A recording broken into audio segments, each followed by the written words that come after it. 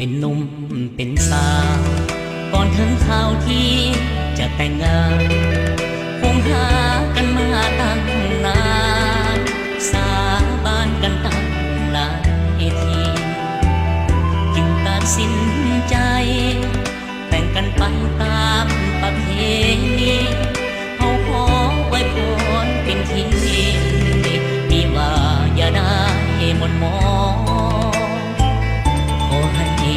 มีค่ามีเงินเป็นหมื่นเป็นล้านชีวิตหลังการแต่งงาน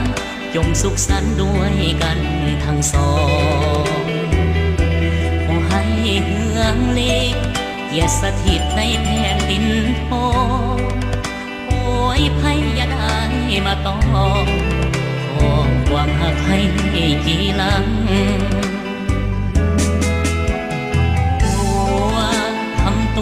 เหมือนสร้างเขานาเมียหาคือผู้ตามมาสมดังว่าเป็นสร้างเท้าหลังสวยกันทำมาหากินเป็นทินเป็นทางสองแนวคิดจะเหินห่างมียังค่อยๆเว้ากันขอให้ทั้งสองเป็นทองแผ่นเดียวเลื่อนไปของหาด้วยความแจ่มใสเลื่อยไปสู่กาลนาน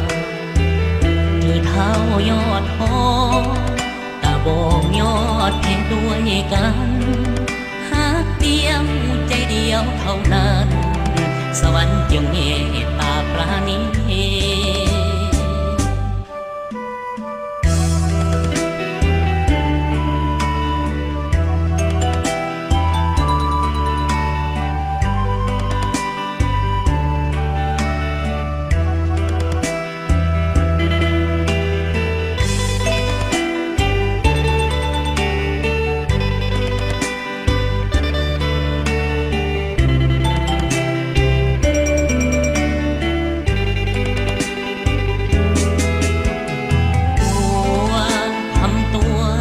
สร้างเขานา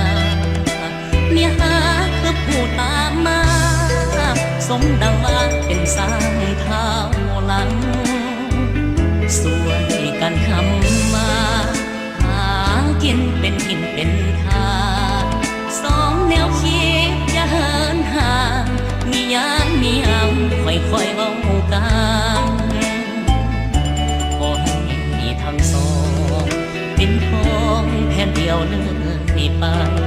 ของหาด้วยความแจ่มใสเลื่อยไปสู่กาลนานถือเท้ายอดหอตาบองยอดแห่งด้วยกัน